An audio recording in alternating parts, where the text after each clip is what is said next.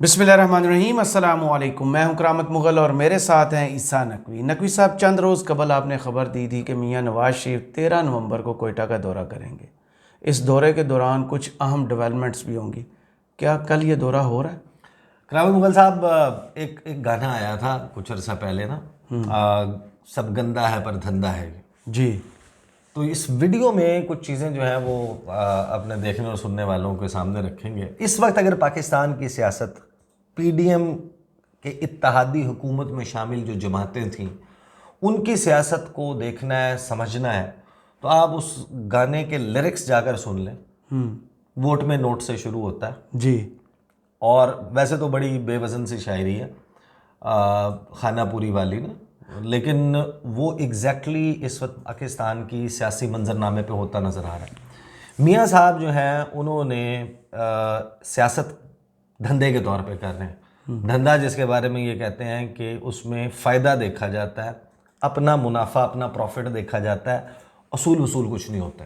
Right. آپ کو یاد ہوگا کہ رانا ثناء اللہ صاحب نے ایک انٹرویو دیا تھا سما ٹی وی پہ، اس میں انہوں نے خان صاحب کے متعلق کہا تھا کہ یہ تو جنگ ہے، اور جنگ میں یہ نہیں دیکھا جاتا کہ یہ آئینی ہے، یہ غیر آئینی ہے، یہ قانونی ہے، یہ غیر قانونی ہے، یہ اصولی ہے، یہ غیر اصولی ہے۔ پھر تو جو ہتھیار ہمارے ہاتھ آیا ہم وہ استعمال کریں گے، جو ہتھیار اس کے ہاتھ آیا وہ استعمال کرے گا، تو اب تو لڑائی ہوگی، یا وہ رہے گا یا ہم رہیں گے۔ بڑا مشہور انٹرویو جی بالکل۔ یہ جس کے بعد یہ اپلیکیشنز بھی دی گئیں کہ سٹنگ جو وزیر داخلہ ہے وہ مارنے کی، قتل کی دھمکی دے رہا ہے عمران خان کو۔ یہ اس وقت آپ کو یاد ہوگا کہ یہ سارا معاملہ ہوا تھا۔ اس وقت جو ہے وہ اپنی سیاست اسی طریقے سے کر رہے ہیں۔ رائٹ۔ کچھ چیزیں، ایک آڈیو ہے وہ بھی سنوائیں گے مریم نواز صاحبہ کی، اور وہ ساری گزشتہ 48 سے 96 گھنٹوں میں جو کچھ ہوا ہے، جی، 72 گھنٹوں میں، 96 گھنٹوں میں کچھ اہم ڈیولپمنٹس ہوئی ہیں۔ ایک ٹیم سندھ پہنچی ہوئی ہے، بلوچستان میں کیا معاملات چل رہے ہیں، کس قسم کا جوڑ توڑ چل رہا ہے، اور اس کے اوپر بیٹھتی ہے وہ آڈیو بھی۔ وہ آپ کو اس کی کہانی، اور اگلے کچھ وقت میں، چند روز میں، دیکھیں 13 نومبر کو دورہ نہیں بھی ہوتا نا نواز شریف کا، کیونکہ ان کا وہاں پر جانا کچھ معاملات سے مشروط ہے، اور اس معاملات کے لیے ان کو طے کرنے کے لیے بات چیت کا عمل بڑی تیزی سے جاری ہے۔ اور میاں صاحب جو ہیں انہوں نے جو آنے کے بعد اور آنے سے پہلے جو وائبز دی تھی کہ جناب 2/3 اکثریت اور مقبولیت اتنی ہے کہ جو جادو سر چڑھ کے بولے گا اور یہ ہو جائے گا، وہ ہو جائے گا، وہ کہانیاں تو جو ہے نا ان کو آگے لگ پتا گیا۔ اب وہ اتحاد وغیرہ اور اس کے لیے پری الیکشن الائنسز، الیکشن سے پہلے الائنسز ڈھونڈ رہے ہیں۔ 2 خبریں آئی ہیں۔ ایک آئی ہے جناب جو آپ کو پاکستان کی ہر الیکشن میں، یعنی کہ 3 کا بطور رپورٹر میں گواہ ہوں، جی، 2008، 2013، 2018، اب 4تھی مرتبہ یہ خبر آ رہی ہے کہ یہ سعد رفیق اور یہ گئے ہیں ایاز صادق اور پیر بگاڑا سے، انہوں نے ملاقات کی ہے، اور ملاقات میں جو رہنماؤں کی گفتگو ہے وہ یہ ہے کہ تمام لیگوں کا اتحاد وقت کی اہم ضرورت ہے۔ مثلا کاف لیگ، ضیاء لیگ، نون لیگ، فنکشنل لیگ، فلاں لیگ۔ اچھا، لیگیں یہ ظاہر ہے کہ اس سے مین سے ٹوٹی ہوئی، پھر حصے بکھرے ہوئے ہوئے، وہ پورے جنہیں جو لیگ بھی ہوتی تھی یہ ساری ہوتی تھی۔ یہ کہانی آپ کو نا ہر الیکشن سے پہلے سنائی جاتی ہے، اور اس کہانی کے پیچھے اصل میں کوئی غور ہوتا ہے۔ صحیح۔ یہ ڈیولپمنٹس ہوتی ہیں۔ اب یہ جو سندھ گئے ہیں، فنکشنل لیگ کو بھی انہوں نے جناب اپروچ کر لیا۔ اب ٹیکنیکلی سپیکنگ نون لیگ جو ہے جن لوگوں کو اس ملک کا مجرم قرار دیتی رہی ہے، 21 ستمبر 2020 کو پی ڈی ایم بنائی گئی۔ جی، میریٹ ہوٹل میں ایک تقریب تھی، ہم وہاں پہ گئے بھی تھے، وہاں سے باہر سے رپورٹ بھی کیا تھا، میاں نواز شریف نے وہاں تقریر بھی کی تھی، ان سب لوگوں نے بھی گفتگو فرمائی تھی۔ اور یہ اتحاد جو ہے، دی انہولی الائنس، جی، کہ جس میں کسی کا کسی سے کچھ نہیں ملتا، لیکن یہ آپس میں اتحادی بن گئے ہیں۔ انہوں نے جو مقدمہ رکھا تھا پاکستان کی عوام کا سامنے، انہوں نے یہ بتایا تھا کہ یہ جو ٹولہ اس وقت اقتدار میں بیٹھا ہے، اس وقت یعنی کہ عمران خان اور ان کے اتحادی، انہوں نے اس ملک کو ناقابل تلافی نقصان پہنچایا، یہ مجرم ہے۔ اور ان کے پیچھے آرمی چیف اس وقت کے جنرل قمر جاوید باجوہ اور اس وقت کے D G I S I lieutenant general Faiz Hameed ہے۔ یہ تھا ان کا پورا کیس۔ 16 اکتوبر کا جلسہ گجرانوالہ کا اس کے بعد ہوا، پھر 18 اکتوبر کو ہوا کراچی میں، پھر 25 اکتوبر کو ہوا کوئٹہ میں، اور پھر ہوتے ہوتے جلسے آ کے آخری جلسہ آپ کو یاد ہے کہ وہ ہوا تھا مینار پاکستان پہ، سردی والا جلسہ، جس کے بعد انہوں نے جلسے کرنا چھوڑ دیے تھے. جی توبہ کر لی. وہ جو تقاریر ہے نا، ابھی یہ جو ڈیولپمنٹس میں آپ کے سامنے رکھنے لگا ہوں، ان کے ساتھ جو ہے نا وہ ملا کے آپ ضرور، بہت سارے لوگ جو ہیں وہ دیکھیں اس چیزوں کو نا بلیک اینڈ وائٹ میں گرے ایریاز موجود رہتے ہیں، لیکن دیکھنا چاہیے. میاں صاحب کی جو وہ تقریریں ہیں نا، ان کو تو بلکہ ٹیکسٹ بکس میں شامل کرنا چاہیے، اور پتہ چلے کہ میاں صاحب کہتے کیا تھے. کچھ چیزیں میں سامنے رکھ بھی دوں گا اور کر کیا رہے ہیں. اچھا، ایک تو یہ لیگیوں کے اتحاد والی خبر آئی. پھر ایک خبر جس کے کچھ جزیات ہم نے رکھی تھی سامنے کہ وہ جا رہے ہیں 13 نومبر کو، اور جا کر وہاں پر ملاقاتیں ہوں گی کوئٹہ میں، اور کوئی درجن کے قریب لوگ جو ہیں وہ مسلم لیگ نواز میں شمولیت اختیار کریں گے، اور ایک انتخابی اتحاد اور باپ پارٹی فلاں پارٹی فلاں پارٹی ان کے ساتھ جو ہے وہ بننے جا رہا ہے. خبر کیا آئی ہے جناب؟ اب اس کی کچھ جزیات سامنے آئی ہیں کہ بلوچستان میں بڑا سیاسی اتحاد بننے کا امکان ہے، اور مسلم لیگ نون کے قائد نواز شریف جلد بلوچستان کا دورہ کریں گے. ذرائع بتاتے ہیں کہ بلوچستان عوامی پارٹی BAP، باپ وہ والد والا باپ نہیں، بلوچستان عوامی پارٹی، باپ والا باپ نہیں، جمعیت علماء اسلام JUIF اور مسلم لیگ نون میں اتحاد کا امکان ہے.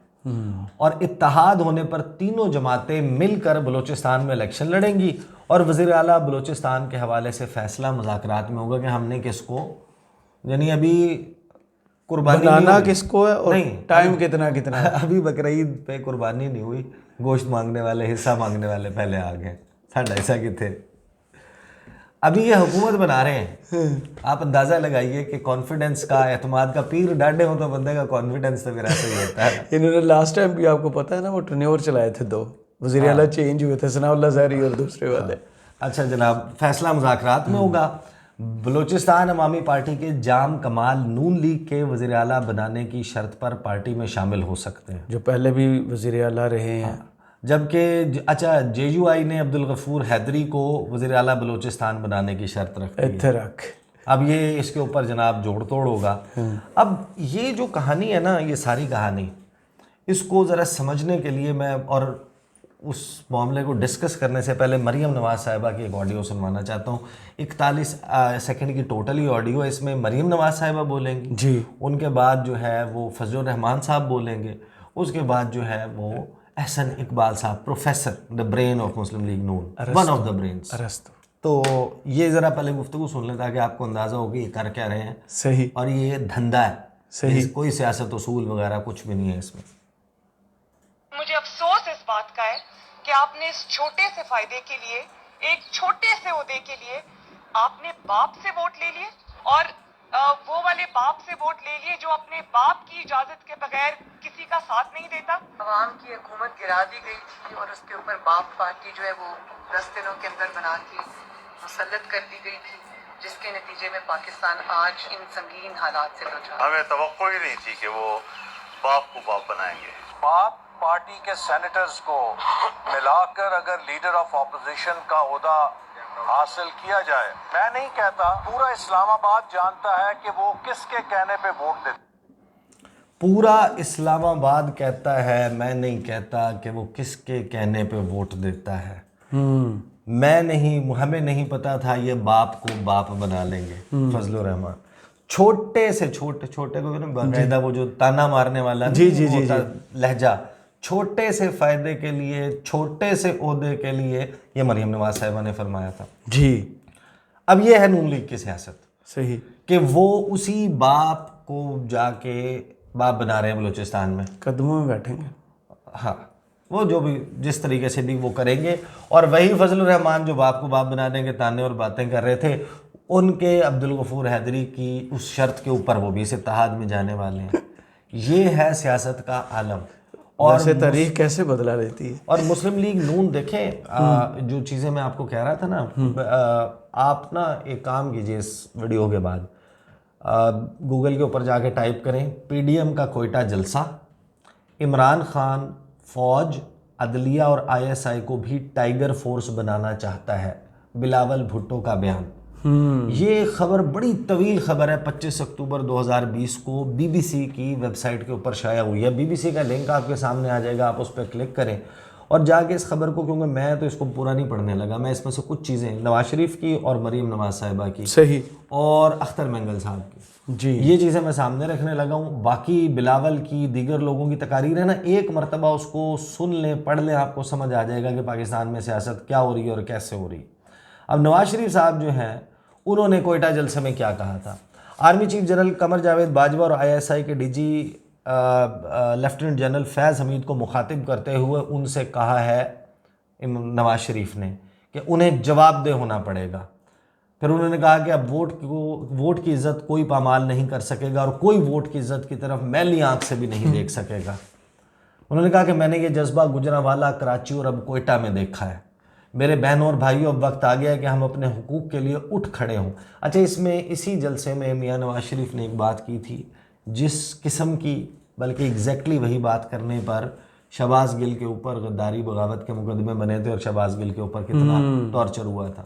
تو شہباز گل کے ساتھ کیا ہوا تھا اور نواز شریف کے ساتھ کیا ہو رہا ہے, یہ بھی ایک بڑی دلچسپ بات ہے. میاں صاحب نے, اچھا اس لیے وجہ سے میں کہتا ہوں نا کہ دیکھیں یہ ابھی 8 فروری تک جو ہے نا, وہ میاں صاحب کے حوالے سے there can be something different. اچھا, وہ حامد میر بھی اب دعویٰ کر رہے ہیں نا, وہ کہہ رہے ہیں کہ نون لیگ کے اور پیپلز پارٹی کے کچھ بڑے لوگ, ان کو ان ایکسپیکٹڈلی الیکشن میں شکست فاش ہوگی, کیونکہ ان کے حلقوں میں معاملات جو ہیں وہ شاید اوکے کر دیے جائیں کہ PTI کھل کے الیکشن لڑ رہی ہے, یہاں الیکشن ہو جائے, اور اس سے اس الیکشن کی ساکھ کو کہ دیکھیں فلاں بھی ہار گیا, فلاں بھی ہار گیا, فلاں بھی ہار گیا, لہٰذا الیکشن تو بالکل فری اینڈ فیئر ہوئے ہیں. ادروائز PTI کو ڈنٹ پڑ جائے, لیکن ان حلقوں میں اور بڑے بڑے برج جو ہیں نون لیگ کے اور پیپلز پارٹی کے, وہ الٹ جائیں. پتہ سب کو ہے PTI کا الیکشن. اچھا, اب اس میں جو ہے وہ ایک تو مریم نواز صاحبہ کی گفتگو, وہ جو بلوچ مسنگ پرسنز کے حوالے سے نام لے کے بتا رہے تھے, وہ یہ بھی دیکھ لیں کہ وہ جو جن کے نام لے رہی تھیں وہ ان کا دور تو گزر گیا, وہ اس دوران بازیاب ہوئے ہیں کہ نہیں. وہ جو مریم نواز صاحبہ کو دکھ ستا رہا تھا, کالی پٹیشن اعتزاز صاحب نے جو داخل کی تھی وہ ریجیکٹ کر دی ہے سپریم کورٹ نے بھی. تو اس میں نا نواز شریف صاحب نے کہا, اچھا ایک تو کہ لوگ اٹھائے جا رہے ہیں, آسمان کھا گیا یا زمین نگل گئی, ماؤں بہنوں اور بیٹیوں کو دیکھتا ہوں.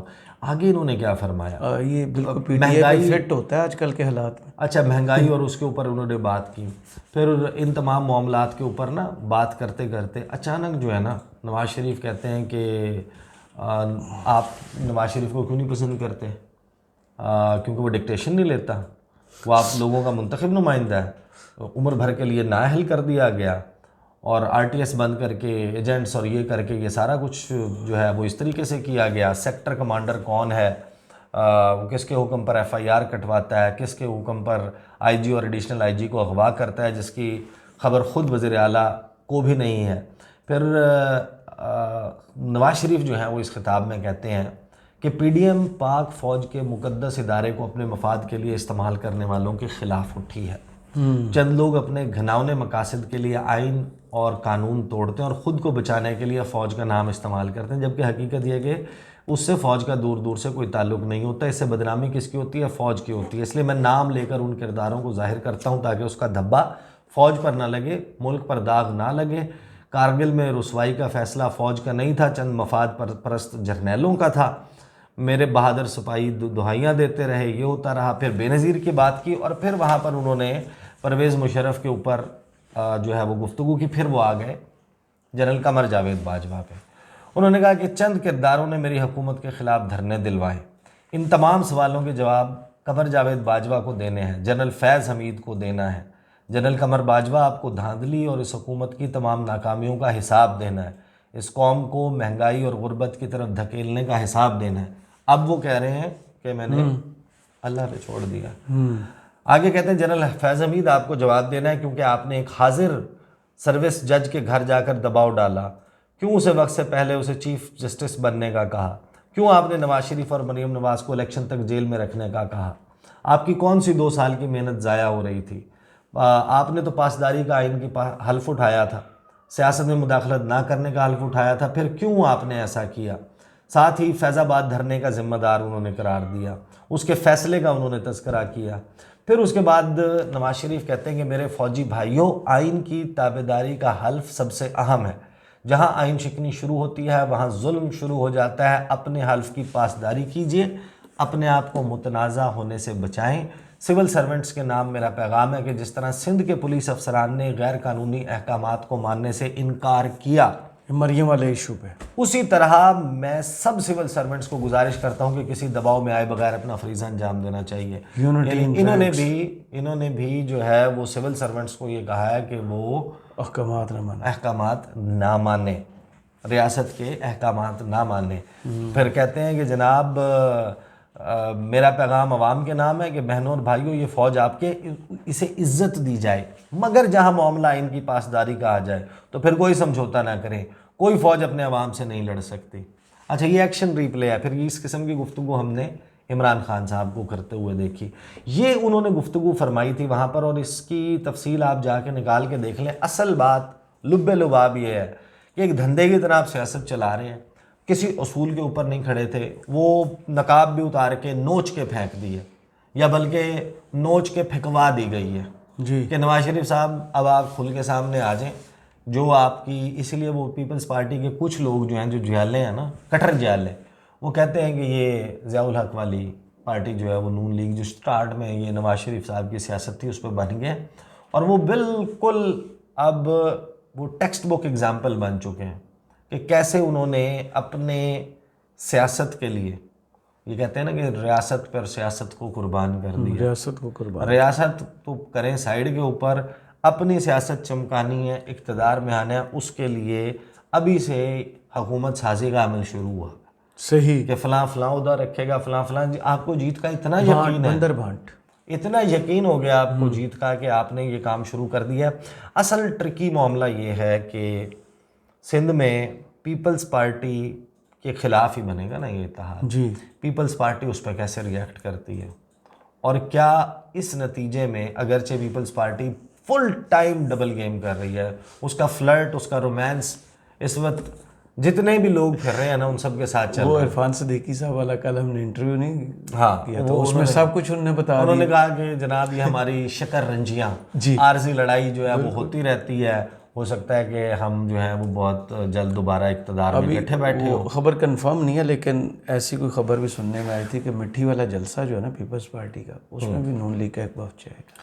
اچھا, وقت جائے گا نہیں جائے گا اس کی کنفرمیشن ابھی تک تو نہیں ہے, لیکن ایک بات ہے کہ اس بات کو اپنے ذہن میں رکھیں کہ army chief general Asim Munir کا ایک انٹریکشن ہوا تھا کراچی کی کاروباری شخصیات سے. اس میں ہونے والی گفتگو کو باہر آ کے کچھ لوگوں نے کوٹ کیا تھا. اس گفتگو کا ڈینائل سامنے نہیں آیا.